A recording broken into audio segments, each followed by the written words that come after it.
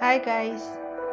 मैकती कहानियों में मैं एक बार फिर से आप सभी लोगों का वेलकम करती हूँ। आज मैं फिर से अपनी नई कहानी फरेब लेकर आई हूँ। मेरी स्टोरी को लाइक करें, शेयर करें और मेरे चैनल को सब्सक्राइब करें। नोटिफिकेशन के लिए बेल आइकन को प्रेस करें ताकि आगे आने वाली स्टोरी का नोटिफिकेशन सबसे पहले आपको मिल सके।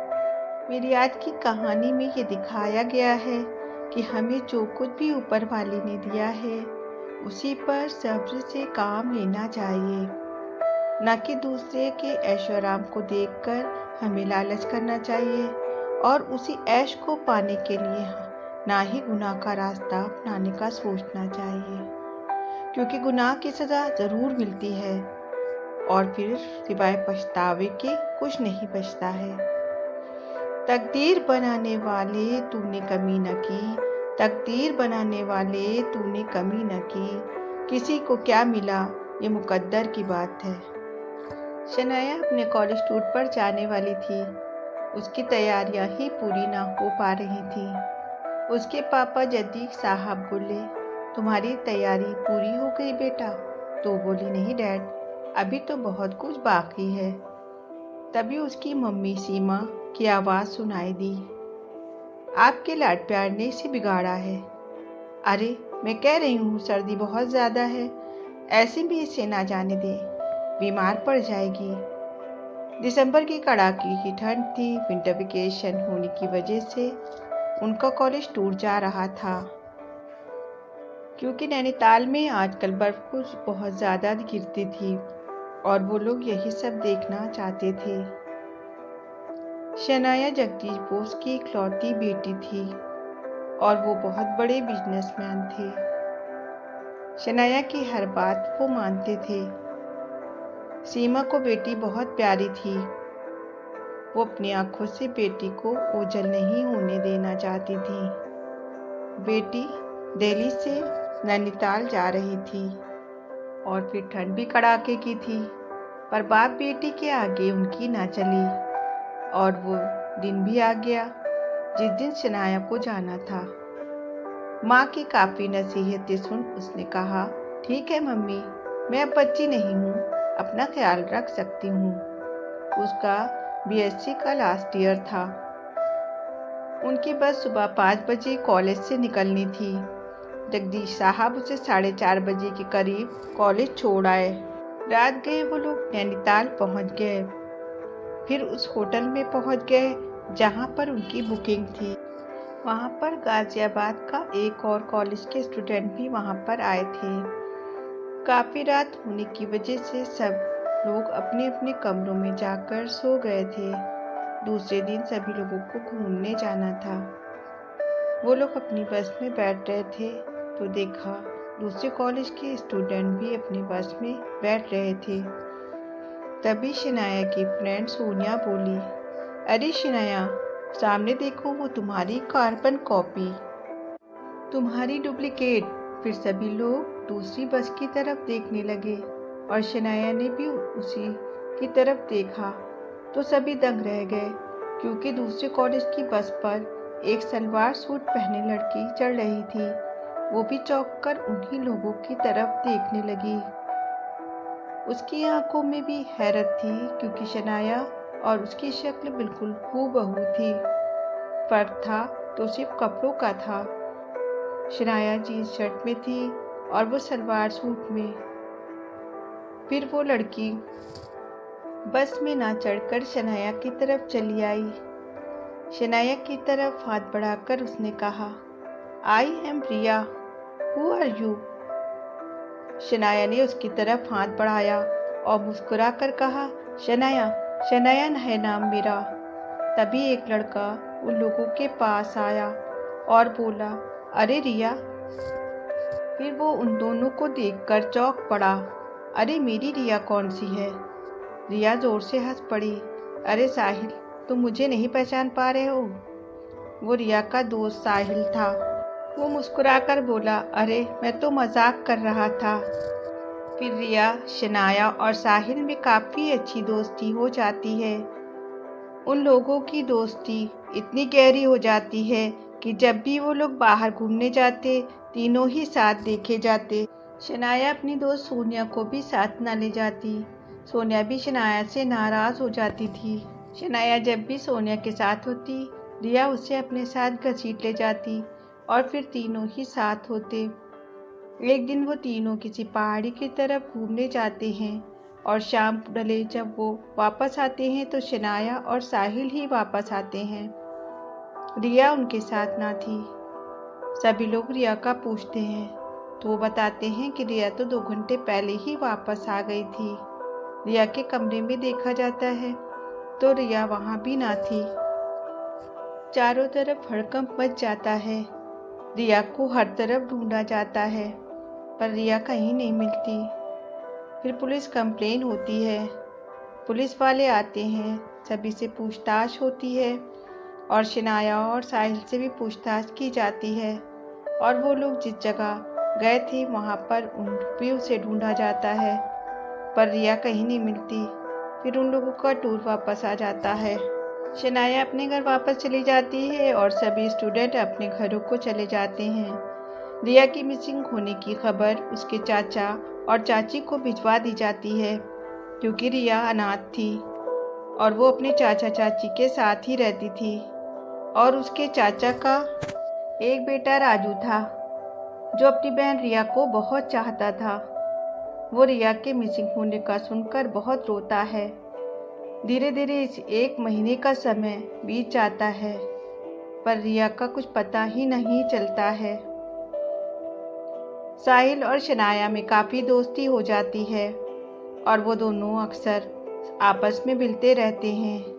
एक दिन साहिल और शनाया किसी मॉल में बैठे थे कि अचानक राजू की नज़र जो उसी मॉल में आया हुआ था पड़ती है तो वो चौंक जाता है और वो उन लोगों के सामने पहुंच जाता है। रिया दीदी कहकर चिल्लाने लगता है तो शनाया उसकी तरफ अजीब नज़रों से देखती है तो साहिल उसे बताता है ये रिया का चचेरा भाई है और उसे अपनी बहन से बहुत प्यार करता था। तो शनाया उससे कहती है कि रिया मेरी बहुत अच्छी दोस्त बन गई थी और तुम मुझे अपनी रिया ही समझो। पर वो कहता है कि मुझे तो अपनी बहन को पहचानने में कोई गलती नहीं हो सकती, आप मेरी रिया ही हो।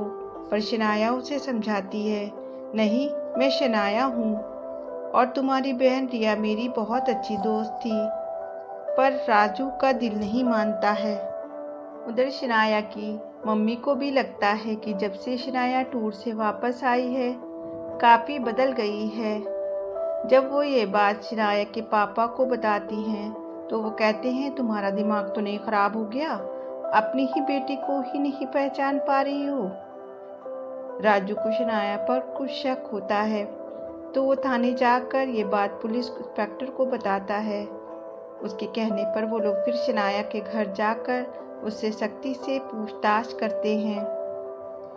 अचानक शनाया से मिलने साहिल भी पहुंच जाता है तो इंस्पेक्टर साहब को दोनों पर शक होता है और शक की बिना पर पुलिस उनको पूछताछ के लिए ले जाने लगती है। तो जगदीश साहब बोले बेटी को जाने साथ नहीं देना चाहते थे। इंस्पेक्टर कहता है कि आप कानून के बीच में ना पड़ें, अगर आपकी बेटी बेकसूर है तो उसे सज़ा नहीं मिलेगी। पुलिस दोनों को रिमांड पर ले जाती है और आखिरकार शनाया टूट जाती है और वो एक इंकशाफ करती है। वो बताती है कि वो शनाया नहीं रिया है। तो इंस्पेक्टर के पूछने पर शनाया कहाँ है, काफ़ी टार्चर होने पर वो बताती है। जब शनाया उसे वहाँ टूर पर मिली तो उसके ठाट बाट देख वो दंग रह गई कि उसकी हमशक्ल होने के बावजूद वो एक मीडियम क्लास से ताल्लुक़ रखती थी और चाचा चाची के रहम करम पर थी और शनाया एक बड़े बाप की बेटी थी। उसका रहन सहन एक राजसी था और वो बहुत ही भोली थी, किसी पर भी जल्दी भरोसा कर लेती थी। इसी बात का फ़ायदा उठाकर उसने साहिल को भी अपने प्लान में शामिल करवा लिया और शनाया से दोस्ती बढ़ाई। आखिरकार वो तीनों साथ साथ रहे और शनाया उन लोगों पर बहुत ज़्यादा भरोसा करने लगी थी। यहाँ तक उसने अपनी बेस्ट फ्रेंड सोनिया को भी छोड़ दिया था और रिया पर ज़्यादा भरोसा करने लगी थी। सोनिया उसे समझाती कि वो लोग दूसरे कॉलेज के हैं और वो लोग हमारे लिए अजनबी हैं और हम लोग उन्हें ज़्यादा जानते भी नहीं हैं। पर शनाया पर रिया ने अपना रंग ऐसा चढ़ाया कि उसने अपनी बेस्ट फ्रेंड पर भी भरोसा ना किया, तो सोनिया उससे नाराज़ हो गई। तभी वो तीनों ज़्यादातर साथ ही रहते। फिर वो बताती है कि जिस दिन शनाया गायब हुई, हम तीनों सुबह सुबह घूमने निकले थे और हम लोगों ने उसे उठाकर नीचे झील में डाल दिया था। फिर नीचे जाकर देखा तो वहाँ पानी में बह गई थी और वो हमें कहीं दिखाई ना दी। और घूमने जाने से पहले मैंने शनाया को कहा था कि आज मैं तुम्हारे कपड़े पहनकर चलूँगी और तुम मेरा सलवार सूट पहन लेना। और ऐसा ही हुआ। जैसा कि हम लोगों ने चाहा था वैसा ही हुआ। सब लोगों ने मुझे शनाया समझ लिया और मेरा प्लान कामयाब हो गया। फिर उन लोगों की बताई जगह पर शनाया को ढूंढा जाता है, पर शनाया की लाश तक नहीं मिलती क्योंकि उस झरने में काफ़ी मगरमच्छ थे। अगर शनाया उसमें गिरी थी तो मगरमच्छों ने उसे जिंदा ना छोड़ा होगा। शनाया का पापा को जब ये बात पता चलती है तो वो बिल्कुल पागल से हो जाते हैं क्योंकि वो अपनी बेटी को बहुत चाहते थे। उसकी माँ भी बहुत रोती है और उन्हें तो पहले ही उस पर शक हो गया था कि वो उनकी बेटी शनाया नहीं है।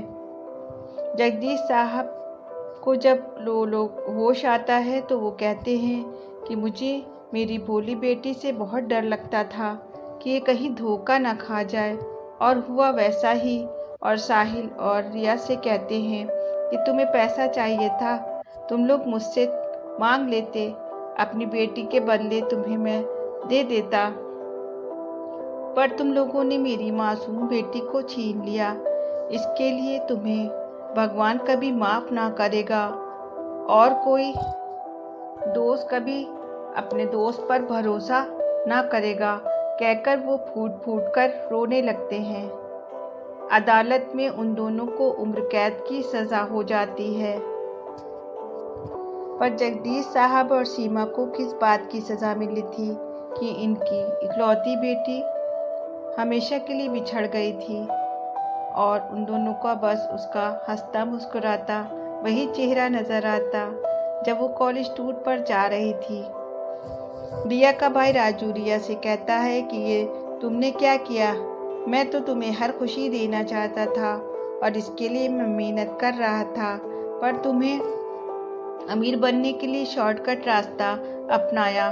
उसके लिए अपनी और साहिल की ज़िंदगी तो बर्बाद की ही और एक माँ बाप से उनकी प्यारी बेटी को भी छीन लिया।